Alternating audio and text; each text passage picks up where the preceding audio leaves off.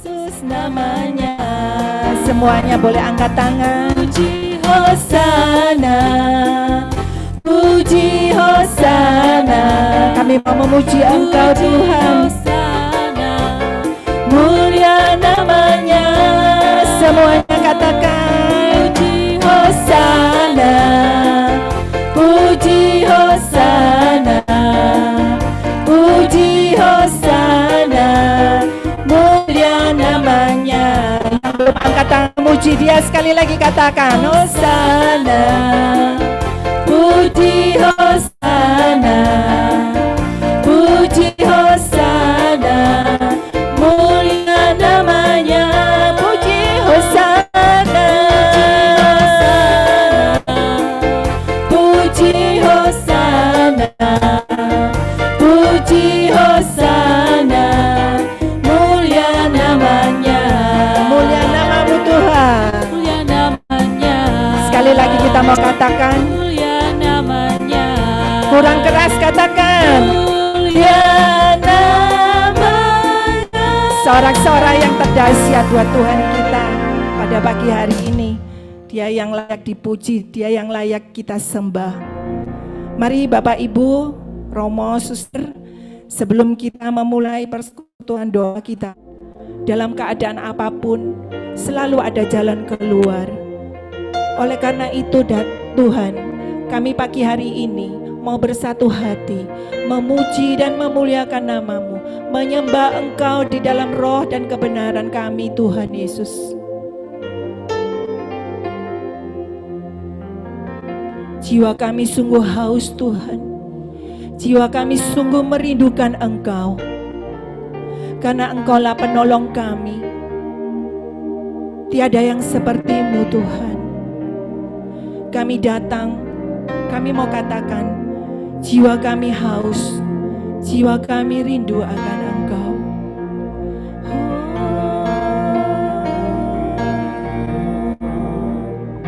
Jiwaku merindukan-Mu, ya Allah yang hidup. Jiwaku haus kepada-Mu, ya Allah yang hidup. Segenap hati katakan jiwaku, jiwaku sungguh kami merindukan-Mu Tuhan. Jiwa kami haus kepada-Mu, ya Allah yang hidup. Jiwaku haus kepada-Mu, ya Allah yang hidup. Ku bersyukur, kami bersyukur kepada-Mu Tuhan.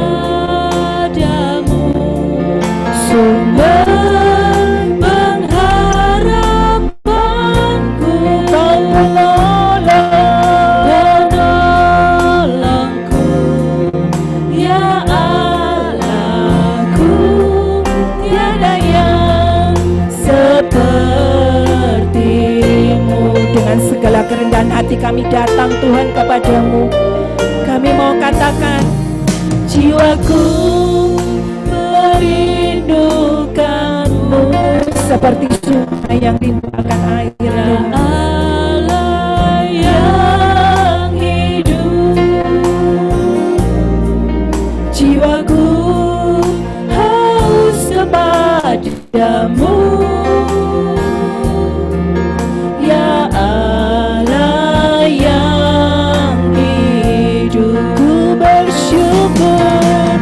Angkatlah setiap tanganmu di hadapan Tuhan. Katakan syukur-Mu dan terima kasih. Kau satu-satunya penolongku, ya Allahku. Tiada yang seperti-Mu. Kami bersyukur.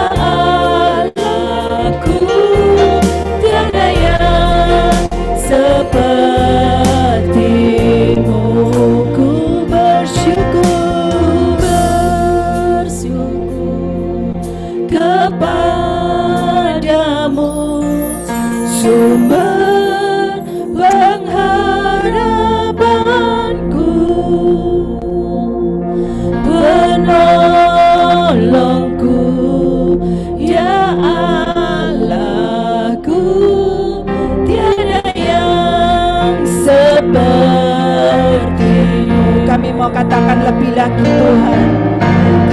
Ku bersyukur kepadamu,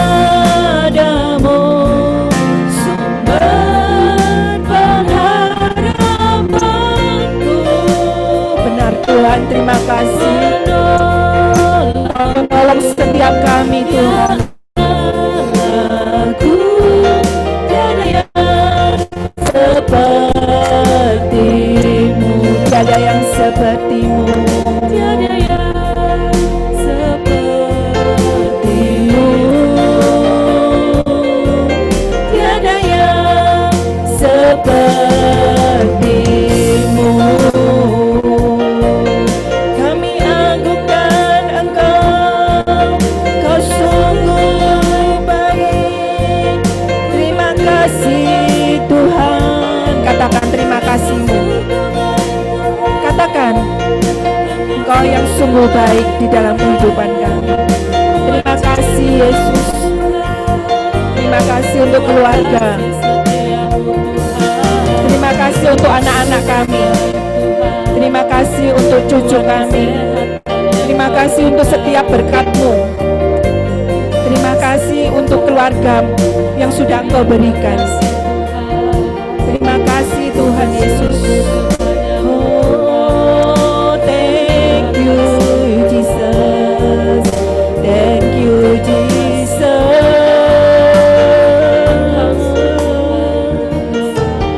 Kami datang ke hadirat-Mu. I will worship you. Kami menyembah-Mu Tuhan. Bless the Lord.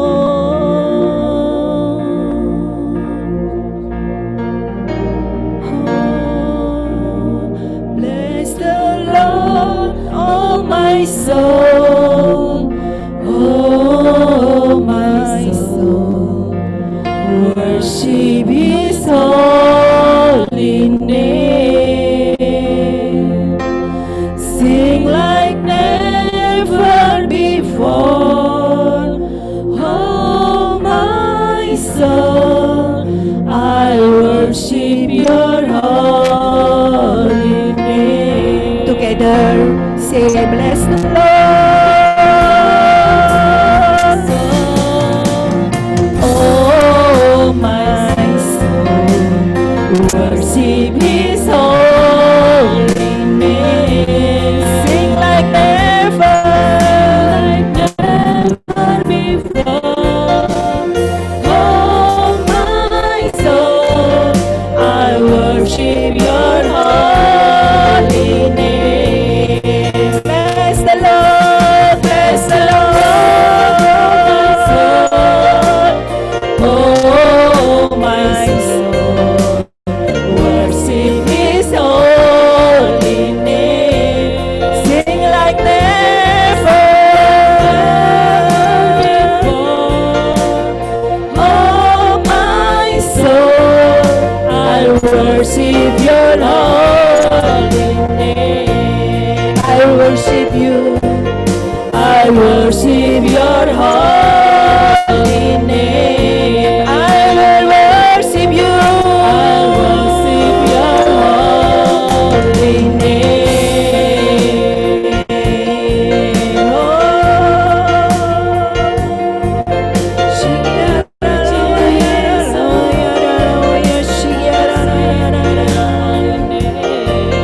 I will worship You, Jesus. I will worship You. I will worship You. Thank You, Jesus. I will worship You. You are my strength.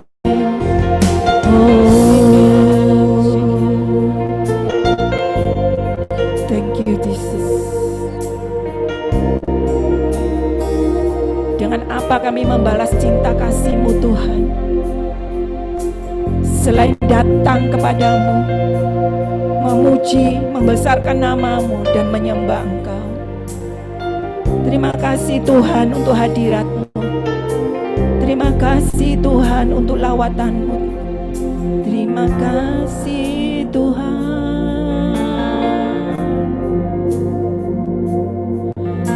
Saat ini kami datang Tuhan ke hadirat-Mu. Kami bersimpuh di bawah kaki-Mu Tuhan. Kami mau menjadi seorang murid. Kami memberikan hati, telinga dan waktu kami saat ini Tuhan, mendengarkan firman-Mu yang Engkau berikan, yang telah Engkau utus Tuhan melalui hamba-Mu, melalui anak-Mu yang Engkau kasihi, Romo Andang. Kami mau belajar Tuhan melalui Bunda-Mu sendiri, khususnya di masa-masa pandemik ini Bapa. Dunia yang semakin porak-poranda, ketakutan, kekhawatiran senantiasa melingkupi hidup kami Bapa. Oleh karena itu kami butuh dan haus mendengarkan firman-Mu saat ini. Datanglah dan berbicaralah ya Bapa melalui anak-Mu Romo Andang. Kami percaya kuat kuasa Roh Kudus-Mu senantiasa melingkupi dan menyertainya. Terima kasih Tuhan Yesus, terima kasih. Kemuliaan kepada Bapa dan Putra dan Roh Kudus, seperti pada permulaan, sekarang, selalu, dan sepanjang segala abad. Amin. Dalam nama Bapa, Putra, dan Roh Kudus. Amin. Romo Andang, kami persilakan waktunya.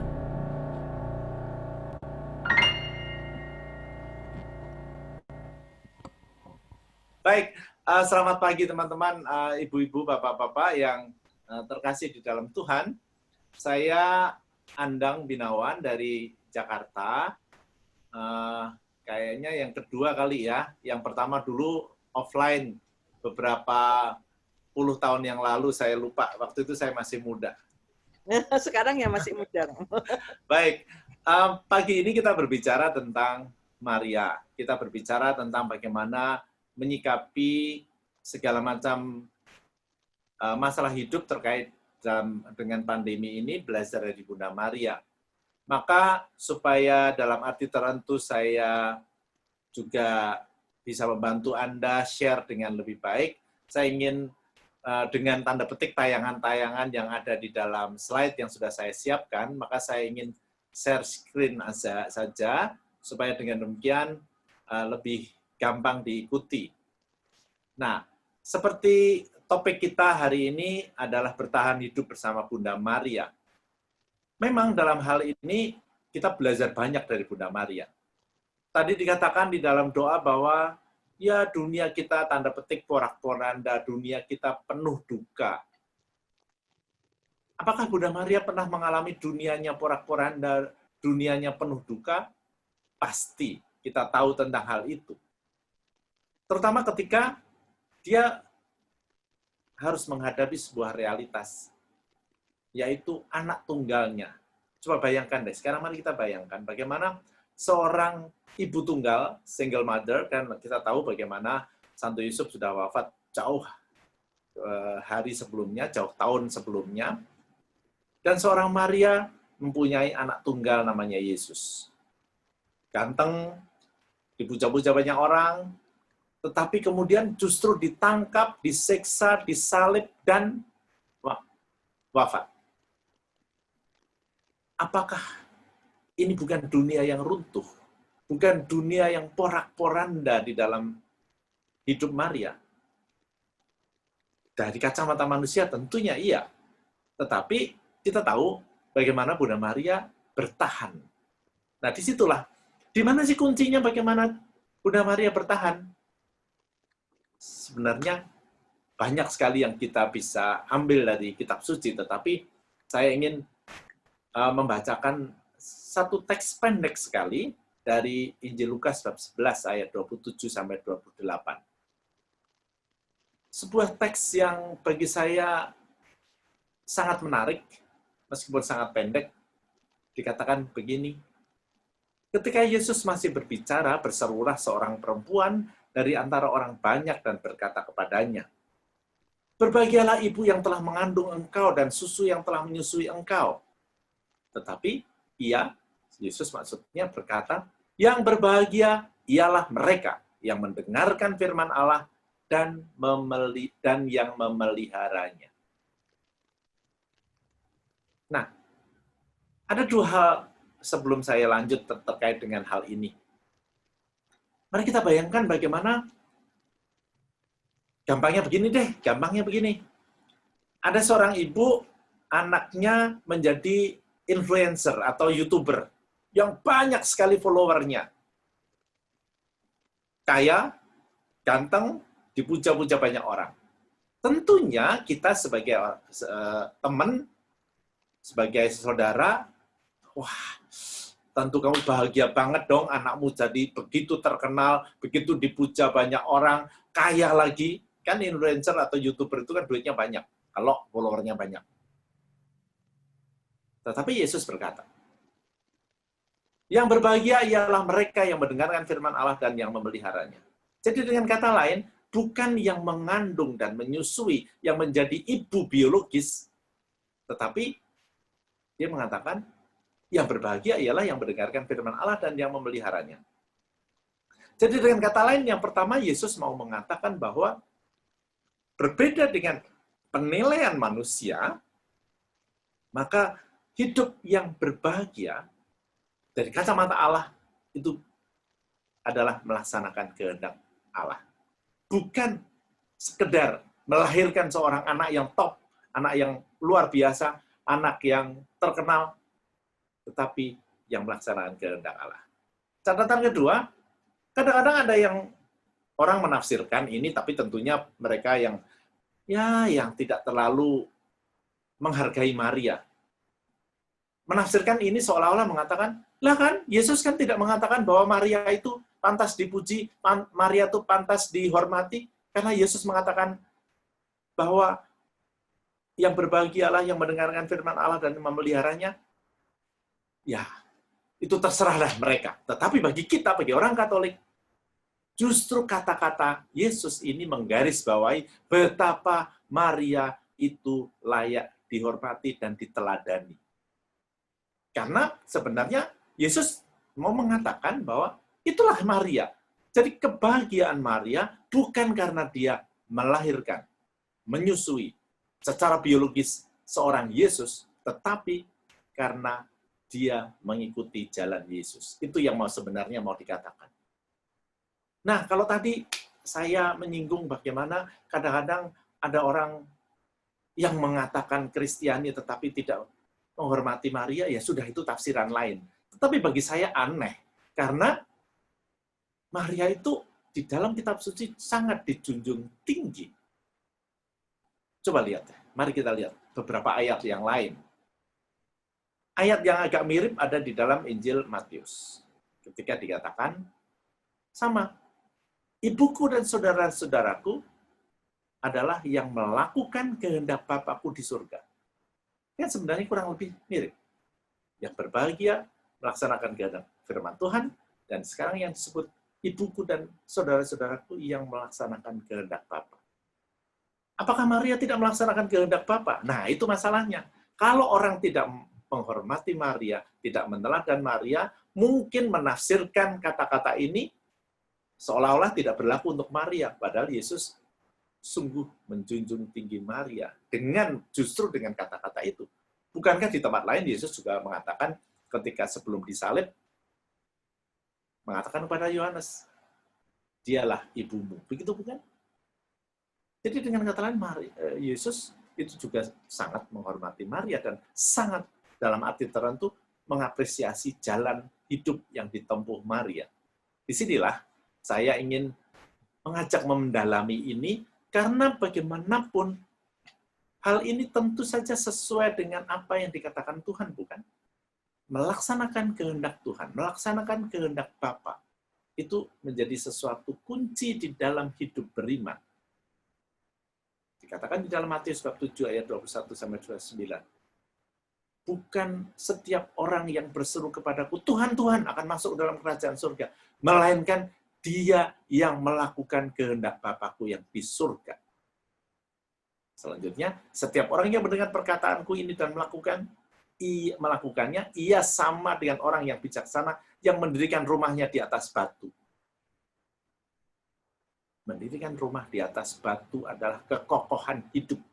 Sehingga gempa bumi pun tidak akan menggoncangkan rumah kita. Itulah tadi, bagaimana kita bertahan di dalam saat-saat yang paling sulit bersama Maria. Tetapi, apa yang perlu kita lakukan? Mari kita pelajari dulu, apa yang terjadi pada hidup Maria. Bukankah seperti tadi saya katakan, ketika peristiwa ini, ada seorang ibu yang memangku jenazah anaknya, siapa yang bisa bertahan? Dunianya runtuh, dunianya porak-poranda, tetapi Maria bisa. Maka Michelangelo yang memahat patung ini patung dari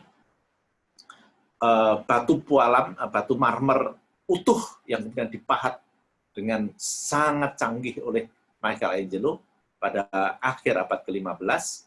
Jadi sekarang sudah berusia, sekarang pada 21, bukan, hampir 520 tahun usianya.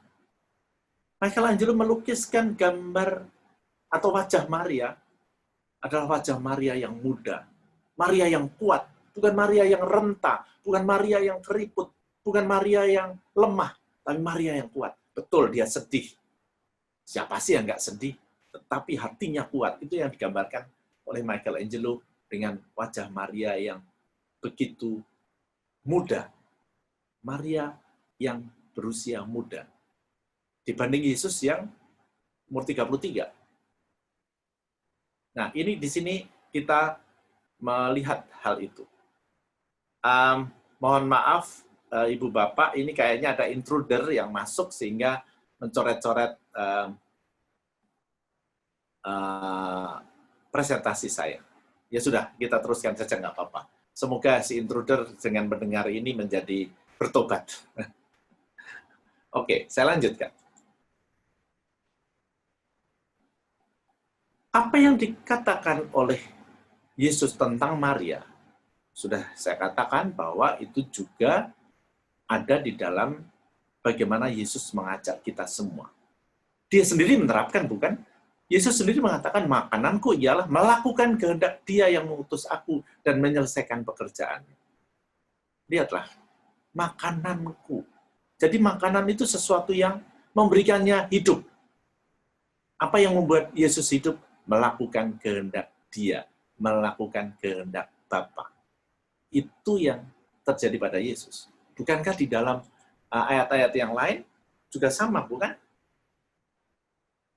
Yesus sangat konsekuen ketika Dia dengan prinsip itu, ketika masuk di Taman Getsemani, Dia berdoa, Bapakku, jikalau sekiranya mungkin, biarlah cawan ini lalu daripadaku, tetapi janganlah seperti yang ku kehendaki, melainkan seperti yang engkau kehendaki. Jadi kehendak Bapa ini yang, sekali lagi, yang paling pokok. Jadi kita melihat ada kesejajaran antara Yesus dan Maria, atau Maria dan Yesus, yaitu melakukan kehendak Bapa. Disitulah saya katakan bahwa kita belajar dari Maria, kita menghormati Maria, kita meneladan Maria. Kita sangat menjunjung tinggi Maria. Jadi sekali lagi, kalau ada orang Kristiani yang nggak ngerti dan kemudian tanda petik melecehkan Maria, ya dia nggak ngerti jalan kekristenan sebenarnya. Jalan Kristiani, jalan Yesus, yaitu melakukan kehendak Bapa. Dan kita pun mendoakannya setiap hari. Di dalam doa Bapa kami kita mengatakan, jadilah kehendak-Mu di atas bumi seperti di surga. Ini kata-kata ini ada di dalam doa Bapa kami yang Ibu Bapak doakan, bukan? Atau jangan-jangan lupa, karena yang ditekankan kalau berdoa Bapa kami, berilah rezeki pada hari ini. Kan bukan tidak mungkin, kita fokusnya justru hanya rezeki aja. Padahal di dalam bagian doa Bapa kami yang paling awal adalah, datanglah kerajaan-Mu, jadilah kehendak-Mu di atas bumi seperti di dalam surga. Maka kalau kita melaksanakan kehendak Bapa di surga, akan ada kerajaan Allah di dalam hati kita, dan itulah yang tadi dikatakan, ibarat rumah yang didirikan di atas batu karang. Dan Maria menjadi teladan kita, karena di sanalah dia sungguh-sungguh kokoh di dalam hidupnya. Jadi dengan kata lain, apa sih cita-cita tertinggi orang Kristiani? Apa itu? Sangat sederhana. Cita-cita tertinggi orang Kristiani adalah bukan orang menjadi terkenal, bukan menjadi orang kaya, bukan orang yang menumpuk harta, bukan yang depositonya banyak, bukan yang arlojinya mahal-mahal, bukan yang mobilnya mahal-mahal, tetapi bersatu dengan Tuhan dan Allah meraja di dalam diri kita. Itu cita-cita Kristiani. Cita-cita di mana kita mau sungguh-sungguh menempatkan Allah sebagai raja bagi hidup kita. Maria, sekali lagi, teladan kita. Karena apa? Karena dia sungguh-sungguh mengakui Allah itu sebagai Bapa. Bapa yang tahu apa yang paling baik bagi kita. Bapa yang sungguh memeluk kita, menyertai kita, tapi sekaligus mendidik kita. Bukan hanya sekedar Allah Bapa yang seperti sering kita minta, hanya yang mau menghibur kita, yang mengelus-elus kepala kita, yang memeluk kita, ngasih makanan pada kita. No, makanan Yesus adalah melaksanakan kehendak Bapa. Apapun itu. Bukankah Yesus tadi sudah memberikan contoh bagaimana melaksanakan kehendak Bapa adalah juga melalui jalan salib, yang tentunya begitu sulit. Bukan hanya bagi Yesus, tapi juga bagi Maria yang mengikuti dari jauh. Nah, saya paling suka gambar ini. Gambar yang kembali mau mengatakan bahwa cita-cita Kristiani adalah bersatu dengan Tuhan. Karena apa? Yesus yang sebenarnya mau bersatu itu bukan kita, tetapi Tuhan yang mengetok hati kita dan mau masuk di dalam hati kita. Inilah yang disebut mengapa Allah itu Bapa. Karena dialah yang mau datang pada kita. Allah yang begitu dekat. Bukan Allah yang jauh, tapi Allah yang begitu dekat. Nah, kita tahu gambar ini diambil dari mana? Ada yang tahu? Diambil dari kitab Wahyu bab 3 ayat 20. Lihatlah, aku datang di muka pintu dan mengetuk. Kalau ada orang yang mendengar suaraku dan membukakan pintu, aku akan masuk mendapatkannya, dan aku akan bersama-sama dengan dia, dan ia bersama-sama dengan aku. Inilah persatuan kita dengan Tuhan. Maria adalah pribadi yang menerima Allah sungguh-sungguh sebagai Bapa, sebagai Raja, dan dia mempunyai kebahagiaan yang paling dalam di dalam dirinya, dan itulah hidup dia. Hidup adalah hidup rohani yang sungguh-sungguh menjadi dasar dari hidup-hidup bagian yang lain, entah hidup fisik maupun hidup batin. Karena hidup rohani adalah paling mendasar. Makananku, kata Yesus, adalah melaksanakan kehendak Allah Bapa. Jadi dengan kata lain, kita dipanggil untuk membuka hati. Membuka hati agar Allah itu masuk. Membuka hati agar Allah itu meraja dan makan bersama-sama dengan kita. Sekali lagi, cita-cita Kristiani dari apa yang tadi kita baca dan kita lihat makin menggarisbawahi apa yang saya katakan bahwa cita-cita Kristiani adalah ketika kita melakukan kehendak Bapa di surga. Dan bagaimana itu terjadi pada Maria? Kita ingat, bukan hanya apa yang tadi dipuji oleh Yesus. Maria sendiri dari awal mengatakan sesuatu yang sangat indah. Ketika dia mengatakan, aku ini hamba Tuhan, terjadilah padaku seperti yang engkau katakan itu. Aku ini hamba Tuhan, terjadilah padaku menurut perkataanmu. Itu kan kata-kata Latin yang suka kita dengar adalah fiat mihi secundum verbum tuum. Fiat mihi, jadilah padaku. Nah, itulah Maria. Itulah yang menjadi kekuatan Maria. Itulah yang membuat dia bisa bertahan dalam situasi dunia yang porak-poranda. Tentu saja bukan dunia yang seperti kita bayangkan, tapi dunia dirinya yang hancur sebenarnya ketika tadi dia mengalami sesuatu bahwa anaknya, anak tunggalnya disiksa, disalib, dan kemudian wafat. Maria, hamba Tuhan. Bukankah makin jelas kesejajaran Maria dengan Yesus? Bagaimana dia melaksanakan kehendak Bapa dan ada kekuatan di situ. Maka sekali lagi sebenarnya disinilah kita belajar bagaimana kita sungguh-sungguh mau menempatkan Allah sebagai Raja. Maka disitulah kita akan bisa mengatakan bahwa apapun yang terjadi, kita harus menjalani sebaik mungkin. Kita tidak perlu berkeluh kesah. Kita tidak perlu berduka berkepanjangan. Kita tidak perlu panik berkepanjangan. Mari kita jalani hidup ini seperti Maria juga. Sebenarnya dari situlah kita sekali lagi bertahan hidup. Tapi sebenarnya bukan hanya bertahan hidup. Bertahan itu seolah-olah pasif. Hanya mempertahankan yang ada. Tidak. Tapi kita mengembangkannya. Mengapa? Allah adalah Bapa.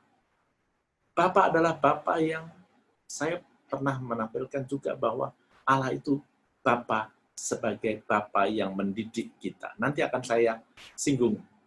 Bapa yang tahu apa yang paling kita butuhkan. Bukan hanya dengan memeluk, bukan hanya dengan ngelus-elus, bukan hanya dengan memberikan makanan yang enak, tetapi justru memberikan kesukaran dan kesulitan supaya kita berkembang. Nanti akan kita lihat. Nah, sebelum saya sampai kepada apa yang bisa kita lakukan dalam konteks ini, ketika tadi saya mengatakan bahwa Maria menempatkan diri sebagai hamba, dan Allah Bapa itu dia terima sebagai Bapa sungguh-sungguh. Bukankah kita ingat Yesus yang mengetuk pintu, Allah yang mengetuk pintu kita dan kita membukakan hati? Maka bagi saya, Maria adalah seorang perempuan, seorang manusia yang membuka hatinya 100% bagi Allah. Maka Allah itu meraja di dalam dirinya, menjadi Bapa. Maka sebutan Maria perawan, Maria virgin, itu bukan perkara biologis, tetapi Maria yang murni, Maria yang bersih di dalam menerima Allah sebagai Bapa. Artinya pintu hatinya terbuka 100%. Ketertutupan adalah dosa. Santo Santa digelari orang kudus. Bukan dari kudus, tapi kudus. Adalah simbol bagaimana mereka membuka hatinya lebar-lebar. Seperti kalau kita di dalam dunia perkuliahan, di kampus, ada yudisium. Ada yang cum laude, namanya cum laude, itu artinya yang nilainya sangat tinggi. Demikian juga Santo Santa. Beato Santo itu adalah yang nilainya cum laude dan magna cum laude. Tetapi bukan karena sekedar karena berbuat baik, tapi lebih penting dan lebih dalam adalah membuka hati lebar-lebar bagi Allah.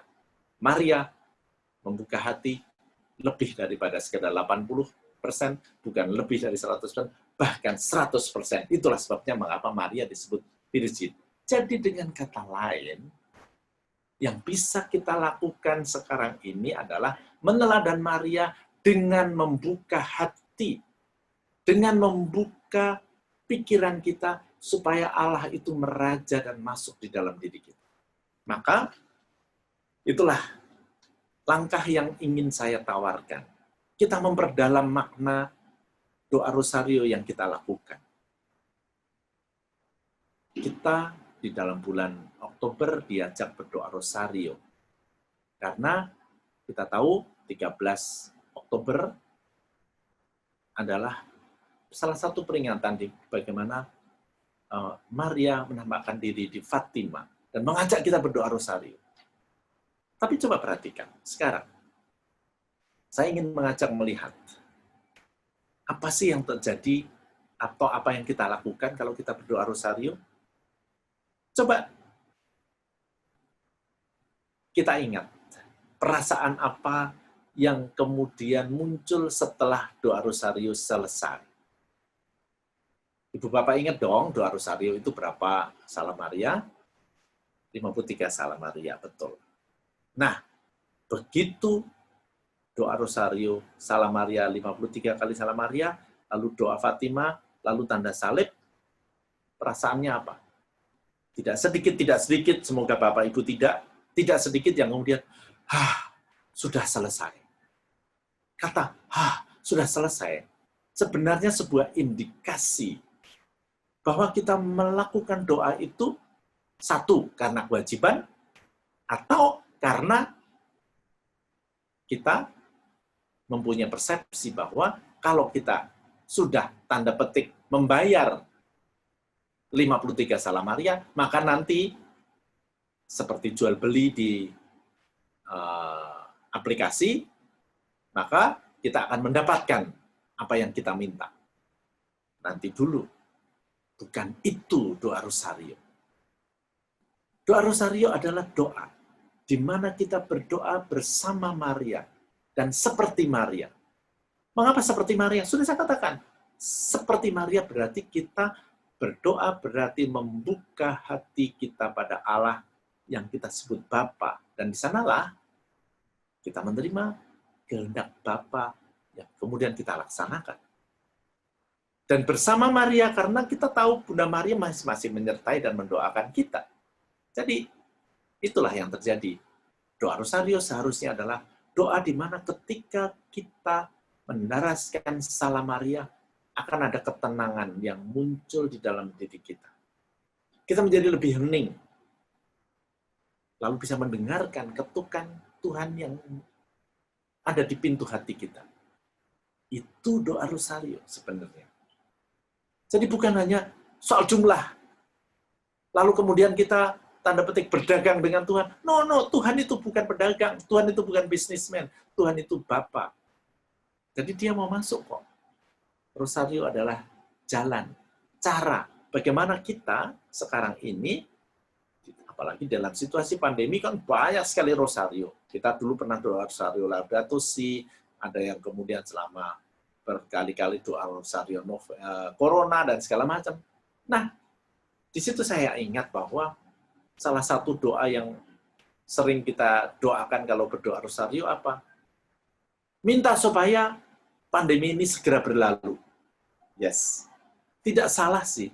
Kemanusiaan kita sama seperti kemanusiaan Yesus. Tuhan, kalau boleh, biarlah cawan ini berlalu. Sama saja ketika kita berdoa. Tuhan, kalau boleh, Tuhan, biarlah pandemi ini berlalu. Tetapi, apakah kita berdoa seperti Yesus? Apakah kita berdoa seperti Maria? Seharusnya ketika kita berdoa seperti Maria dan seperti Yesus, karena Maria mengatakan, aku ini hamba Tuhan, terjadilah padaku menurut perkataanmu, maka kalau berdoa rosario, kita boleh minta supaya di pandemi segera berlalu, tetapi di ujung kita tidak boleh lupa apa yang dikatakan Maria. Bukan kehendakku ya Tuhan yang terjadi, tapi kehendakmu. Kita boleh minta apa saja. Nah, disitulah, sekali lagi, kita suka ingat betul bahwa kalau berdoa rosario kan, kita ingat bagaimana Tuhan kan, bukankah Tuhan sudah mengatakan, mintalah, maka akan diberikan kepadamu, carilah, maka kamu akan mendapat, ketoklah, maka pintu akan dibukakan bagimu. Ini yang suka kita ingat, bukan? Seolah-olah Tuhan mengatakan, yes, kamu minta aja, nanti aku beri. Nanti dulu. Ayat ini harus dihubungkan dengan yang lain. Di dalam Injil Yohanes ini, kita ingat, saya tidak akan membacakan semuanya. Tetapi Allah minta supaya kita tinggal di dalam pokok anggur yang benar. Apa artinya? Ya, sahabat tadi, kita menerima Allah di dalam hati kita sepenuh-penuhnya. Bukankah kita diminta, kasihilah Allahmu dengan segenap hatimu, dengan segenap akal budimu, dan dengan segenap jiwamu. Nah, ayat 7 itu ayat krusial bagi saya. Terkait dengan permohonan yang tadi kita daraskan. Ketika dikatakan, jikalau kamu tinggal di dalam aku dan firmanku tinggal di dalam kamu, mintalah apa saja yang kamu kehendaki dan kamu akan menerimanya. Kita suka hanya memperhatikan kalimat kedua. Mintalah apa saja yang kamu kehendaki dan kamu akan menerimanya. Lupa bahwa ada ayat atau frase sebelumnya yang mengatakan, jikalau kamu tinggal di dalam aku dan firmanku tinggal di dalam kamu. Jadi, itu tadi. Ketika Yesus mengetok pintu dan kita membukakan hati, lalu Allah berkarya di dalam diri kita, dengan segala macam rencananya yang kadang-kadang tidak kita pahami. Tapi ketika kita melaksanakannya, maka itulah Allah yang makan bersama-sama dengan kita. Pasti ada kebahagiaan. Nah, kalau kita sudah melaksanakan kehendak Bapa, sebenarnya kita minta apa sih? Kita nggak banyak minta. Karena sudah ada kebahagiaan yang paling dalam diri kita. Maria, di dalam teks yang tadi saya lewatkan di sini mungkin ada. Ya, Maria memberikan contoh, yaitu ketika ada suatu ayat yang bagi saya penting untuk kita ingat juga adalah Maria menyimpan perkara itu di dalam hatinya dan merenungkannya.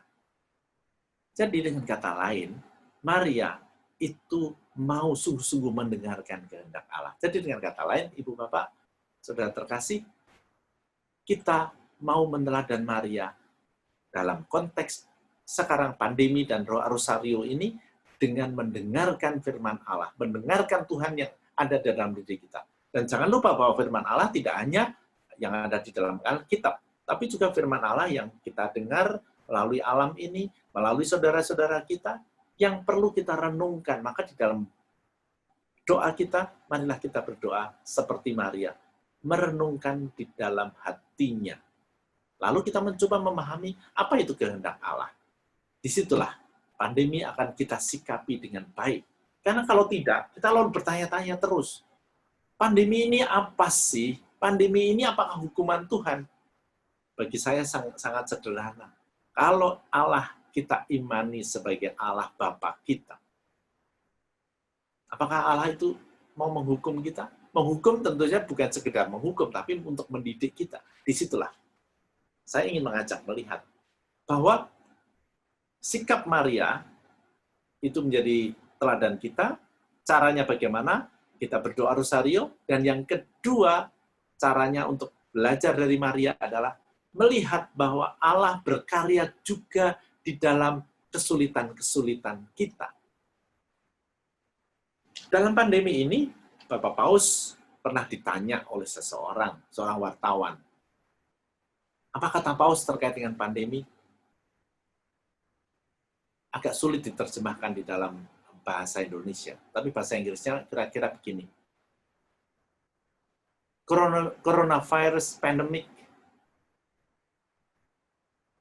most probably is the response of nature or natural response of the earth. Respons alam terhadap segala ulah manusia.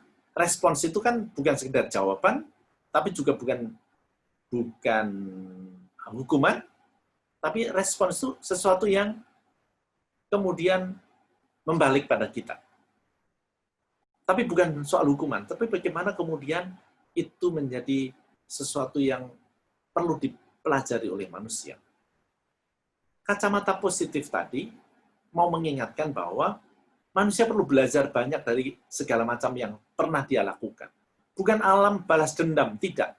Tetapi alam memberikan pelajaran untuk kita. Di dalam kacamata iman, disitulah kita melihat bahwa Allah adalah Bapa yang amat baik, dan kemudian memberikan kesulitan bagi kita untuk apa? Kita menjadi lebih kuat. Bukankah di dalam surat Santo Paulus kepada umat di Korintus pernah dikatakan, pencobaan-pencobaan yang kamu alami ialah pencobaan-pencobaan biasa yang tidak melebihi kekuatan manusia.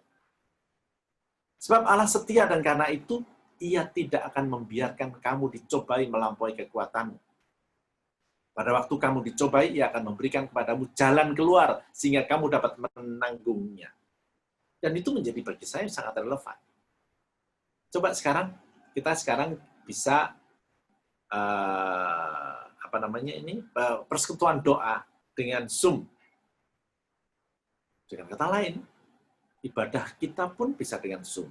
Sekolah-sekolah dengan Zoom atau dengan tentu saja dengan platform yang berbeda-beda, ada Microsoft Teams, ada Google Meet, ada Webex, dan segala macam. Tapi yang paling terkenal memang Zoom, karena paling gampang diingat, Zoom. Zoom itu katanya asalnya yang menciptakan orang Jawa, anaknya Sumarni. mesum. Nah, apa yang mau saya katakan adalah, coba deh, mari kita bayangkan. Kalau pandemi ini terjadi 10 tahun yang lalu, apa yang kemudian terjadi? Kita belum siap, kan?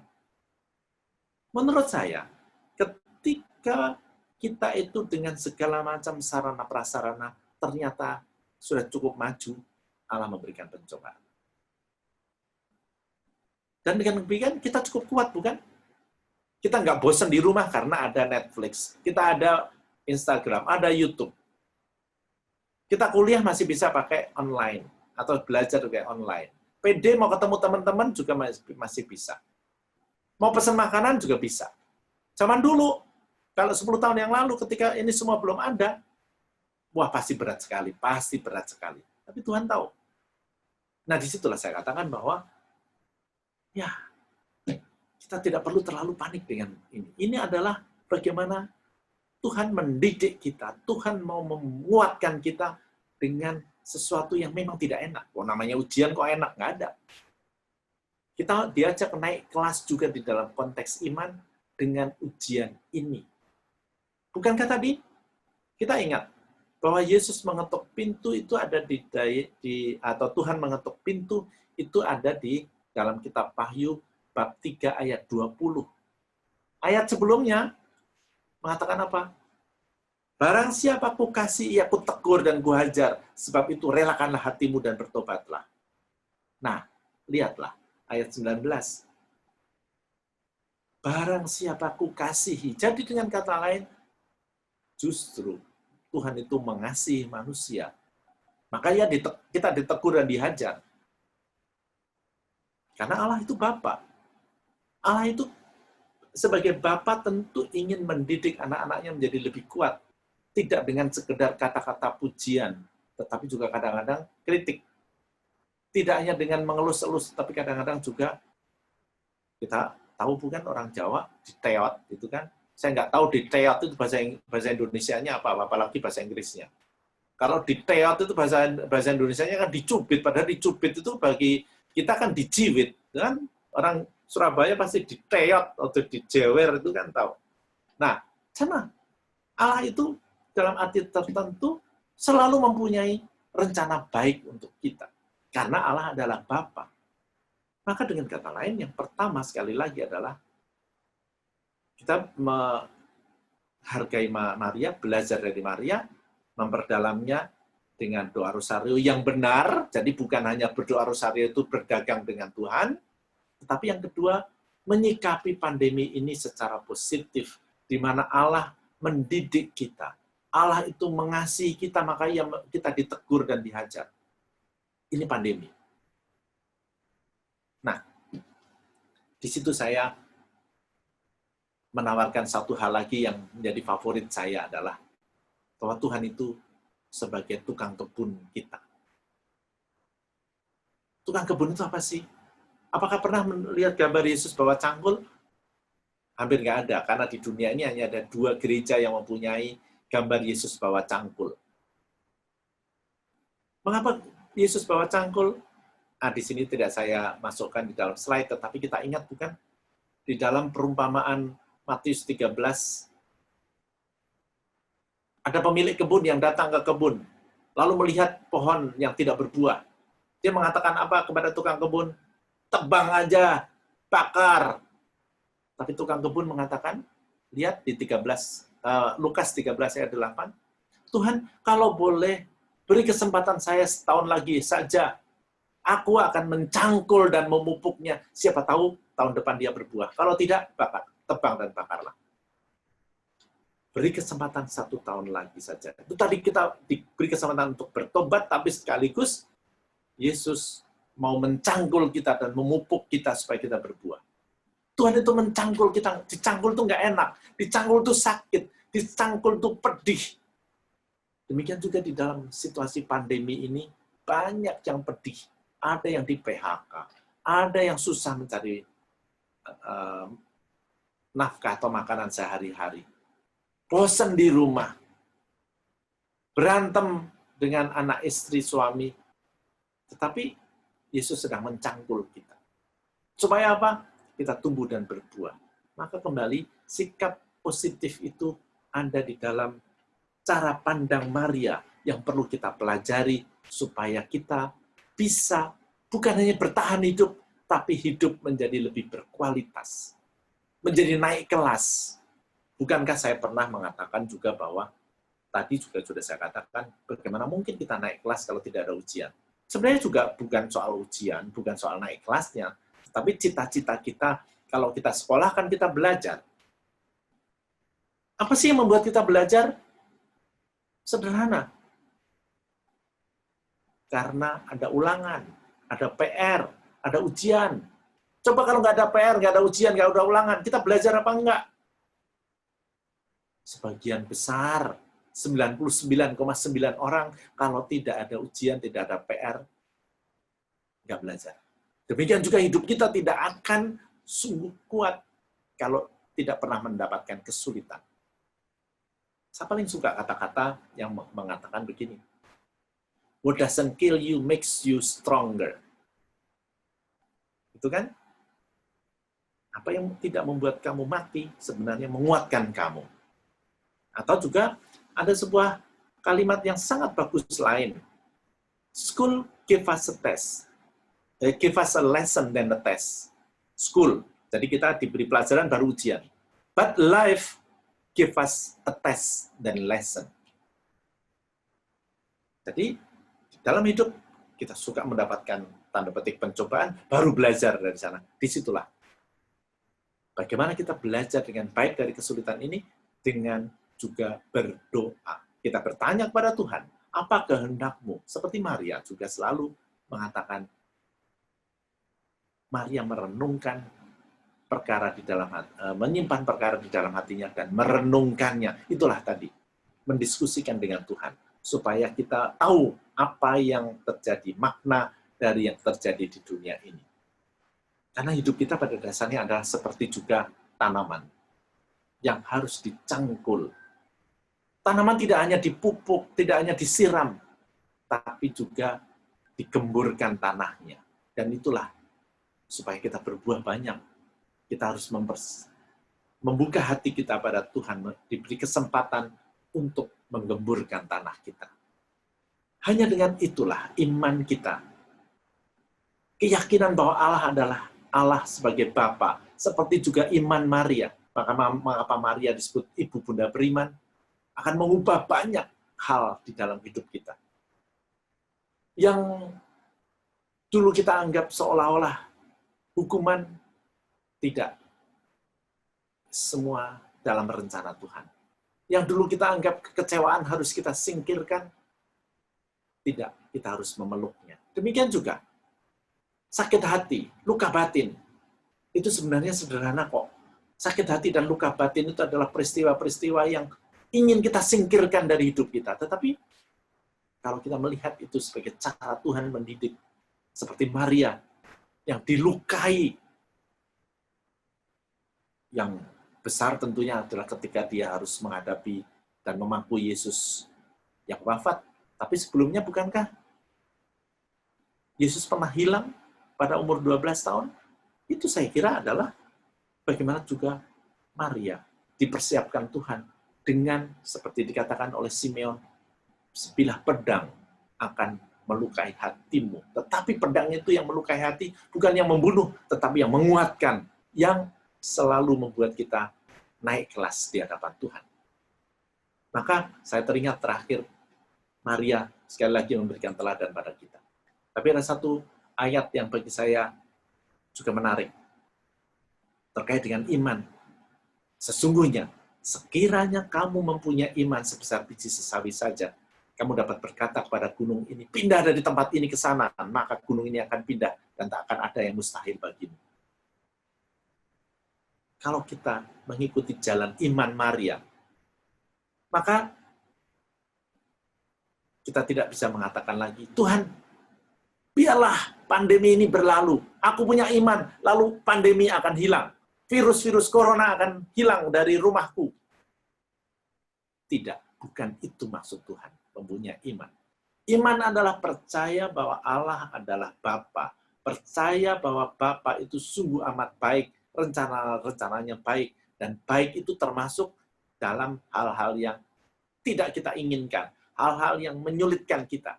Kalau kita melihat itu sebagai karya Allah, maka gunung yang kita anggap sebagai halangan, gunung yang kita anggap sebagai kesukaran dan kesulitan, sekarang menjadi tampak indah, tampak gagah, dan menghiasi hidup kita. Itulah di mana kita mengatakan iman akan mengubah segalanya. Maria menjadi teladan kita, maka mari kita ikuti dengan baik dan benar, yaitu bukan hanya memuja-muja, pasang bunga, pasang lilin di Gua Maria, tetapi berdoa dengan benar seperti Maria. Dan itu adalah doa rosario yang kita daraskan setiap saat. Di sanalah kita akan mempunyai sikap iman yang benar, juga di dalam menghadapi pandemi ini, dan kita bisa menjalaninya dengan baik, termasuk bahkan bukan hanya sekedar bertahan, tetapi kita naik kelas supaya kita makin beriman dan makin membuka hati pada Allah, supaya Allah meraja dalam diri kita. Sudah terkasih, sudah 1 jam saya ngomong, tak cukupkan sekian, mari kita bersama-sama mengikuti Bunda Maria. Saya kembalikan kepada WL. Terima kasih. Ini ada 1-2 pertanyaan, apa Romo bersedia menjawab? Ya, Romo, ada pertanyaan, apa bersedia menjawab?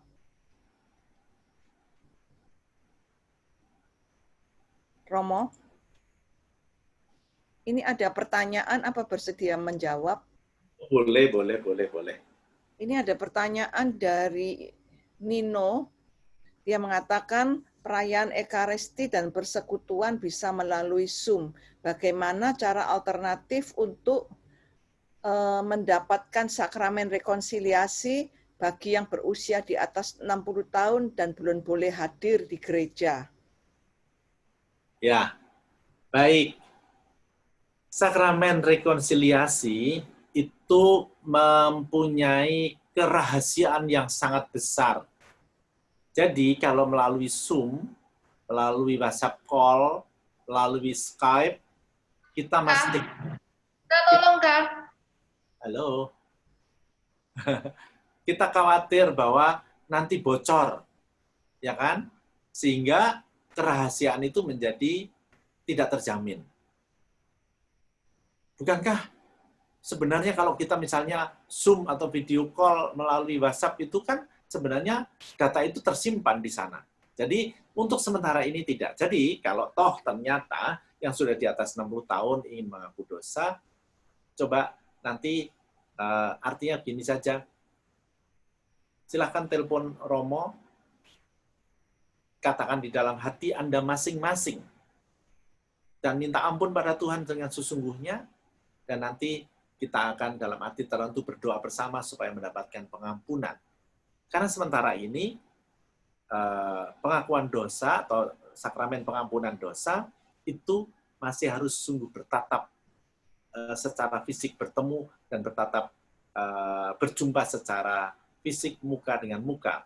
Belum boleh dengan video atau segala macam. Meskipun seperti tadi, kita tidak akan membatasi bagaimana Tuhan itu adalah Allah yang Maha Rahim, yang pengampun, maka dalam situasi yang seperti ini, seperti tadi saya katakan, kita bisa menempuh jalan alternatif karena memang situasi tidak memungkinkan untuk mendapatkan pengampunan secara virtual tanpa harus tanda petik mengaku dosa, menyebutkan dosa-dosanya secara online melalui Zoom atau melalui WhatsApp. Jadi sekali lagi sampaikan kepada Romonya saja bahwa Romo saya mau mengaku dosa, tetapi Anda mengatakan bahwa tidak, saya akan melakukan itu di dalam hati saya. Untuk sementara saya kira itu saja dulu yang bisa dilakukan karena memang belum bisa berjumpa dengan Romo yang diberi kewenangan Tuhan untuk memberikan pengampunan. Ya. Baik, terima kasih Romo. Satu lagi ini menanyakan apakah ada aturannya kalau berdoa rosario, karena ada yang searah jarum jam, ada juga yang berlawanan dengan jarum jam. Mana yang benar? Dan satu lagi ini kalau komuni untuk lansia bagaimana? Sudah 7 bulan ini tidak menerima komuni dari Pak Budi. Itu aja 2 pertanyaan. Begini. Coba ambil contoh saja dulu deh sebelum saya ngomong berdoa rosario itu searah jarum jam atau berlawanan jarum jam. Gini deh, kalau berdoa rosario, kemudian kita pada doa yang Salam Maria yang ke-39 jatuh tertidur, gimana? Boleh nggak? Ya sudah, tertidur aja. Tuhan itu maha tahu dalam konteks ini. Yang penting adalah hati kita. Tuhan itu tidak diatur dengan jumlah. Maka demikian juga, bukankah Tuhan bukan pedagang? Tuhan juga bukan komputer, yang kalau kemudian berdoa itu harus ke kiri dulu atau ke kanan dulu. Nggak ada. Kalau kita berdoa, misalnya berdoa rosario, apakah harus jam 10 malam? Novena 3 Salam Maria harus setiap kali jam 10 malam. Loh, Tuhan kan tidak mengenal waktu. Yang mengenal waktu kan manusia. Jadi mengapa kita berdoa jam 10 malam misalnya? Ya untuk diri kita sendiri, supaya kita disiplin dan supaya kita ingat. Demikian juga doa rosario, mengapa 53 kali Salam Maria? Supaya kita bersama-sama berdoa dengan gampang. Tapi kalau mau berdoa rosario, sendiri nih. Mau 30 kali, mau 60 kali, mau 70 kali Salam Maria, ya monggo saja. Tetapi kalau berdoa rosario bersama-sama, daripada rapat untuk menentukan berapa kali sudah setengah jam sendiri, ya sudah 53 kali saja. Apalagi juga itu menjadi tradisi dari Gereja Universal kan. Jadi mau perkara ke kiri ke kanan, kita orang Katolik sadar bahwa Tuhan itu bukan komputer, Tuhan itu bukan ATM, Tuhan itu bukan bisnismen, Tuhan itu bukan mesin. Tuhan itu maha besar. Jadi, seperti puasa juga bukan? Kita nggak mengenal kapan buka, kapan sahur, nggak ada kan? Yang penting hati kita. Demikian juga rosario. Ya. Terima kasih, Romo. Kalau liturgi misa supaya bisa diikuti oleh seluruh dunia, maka tadi sudah saya katakan, itu adalah juga dalam arti tertentu harus mengikuti aturan-aturan. Tapi tidak berarti bahwa semuanya kalau ada yang dilanggar lalu berdosa. Kalau misalnya nih, sekedar melanjutkan diskusi ini, konsekrasi, kita nggak berlutut, dosa apa enggak? Iya, enggak lah, tergantung lutut kita, Kak. Kalau apalagi gerejanya, ada tempat berlutut apa enggak? Kalau enggak, gimana mau berlutut, ya kan? Jadi nggak usah terlalu dipahami bahwa itu semua aturan itu demi Tuhan. No, aturan itu demi manusia. Supaya kita mempunyai sikap yang benar.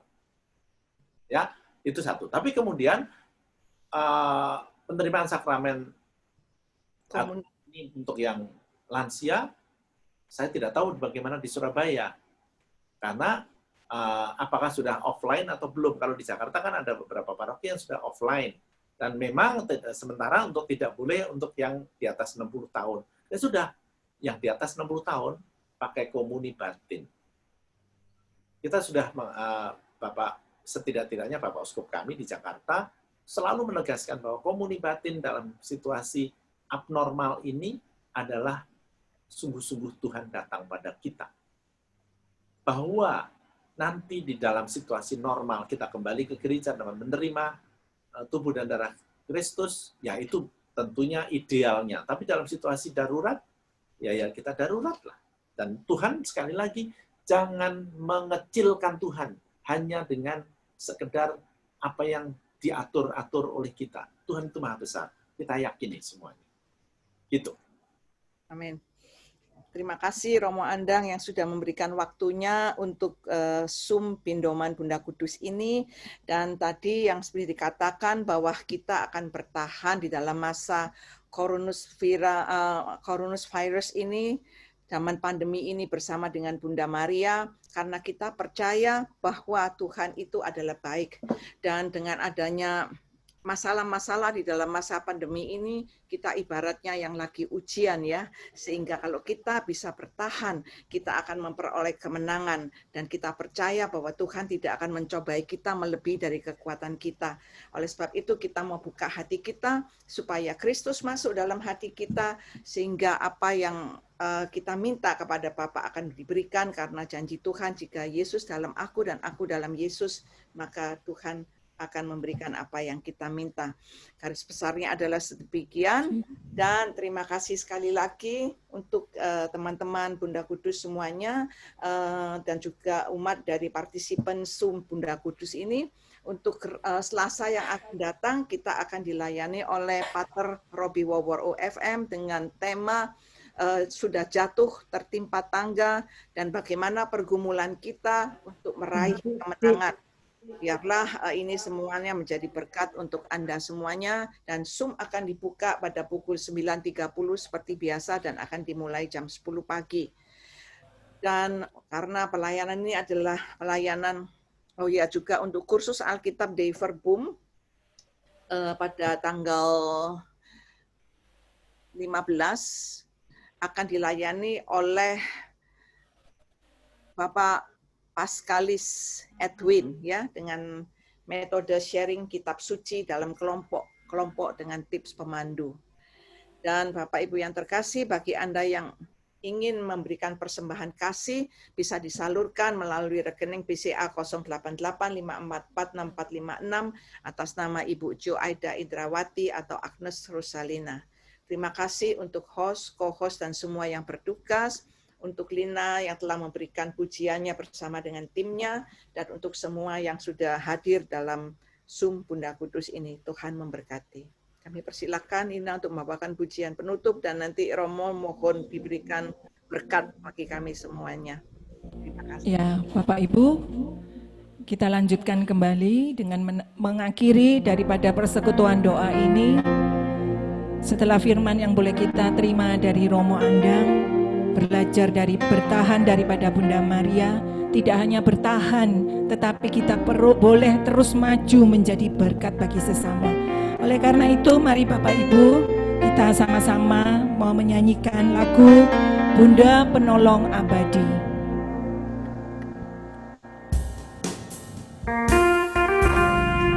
Kita mau belajar daripada Bunda yang di dalam setiap kehidupan kita tidak ada apa-apanya dengan segala tanggungan yang ditanggung oleh Bunda Maria.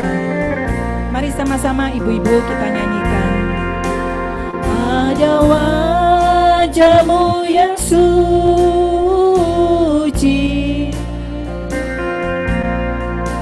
mata-Mu nampak bening sejuk lembut. Panjang para abdi-Mu berdoa, oh Bunda penolong abadi. Dengan iman kita mau katakan, Engkau Bapa Anak-Mu, Yesus Putra Allah, sumber suka dan duka hatimu. Hanya Engkau sendirilah yang tahu pahit dan manisnya hidupku. Hanya kepadamu, oh Bunda, bukanlah kepadamu, oh Bunda. Pandangan penuh cintanya tertuju, salib dan tombak bengis dilihatnya. Oh Bunda penolong abadi. Semuanya katakan, tangan-Mu Bunda, tangan Bunda dipegang, didekapnya erat, gambaran gelisah manusia,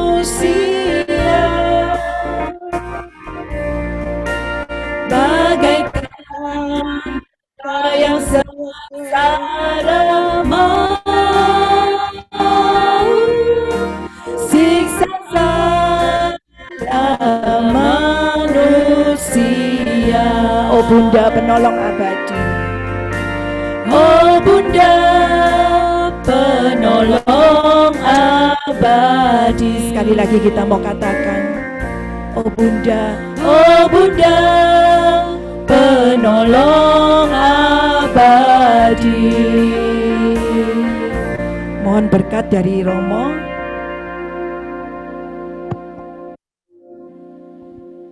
Mari kita bersama mengakhiri persekutuan doa kita pada siang hari ini dengan mohon berkat Tuhan. Allah Bapa kami bersyukur dan berterima kasih karena Engkau memberikan rahmat kehidupan, Engkau memberikan iman sebagai panduan hidup kami, tapi juga Engkau memberikan Bunda Maria sebagai teladan kami. Bimbinglah kami supaya kami mampu membuka hati seperti Bunda Maria menerima Allah sebagai Bapa sepenuhnya, sehingga kami dapat tumbuh dan berbuah seperti yang Engkau kehendaki. Maka pada siang hari ini ya Tuhan, kami mohon Engkau bersedia dan berkenan menguatkan kami dalam upaya menjadi berkat bagi sahabat, kerabat, dan masyarakat dengan kekuatan dan terang-Mu sendiri dalam nama Bapa dan Putra dan Roh Kudus. Amin. Dan ini ibadah kita sudah selesai. Syukur kepada Allah.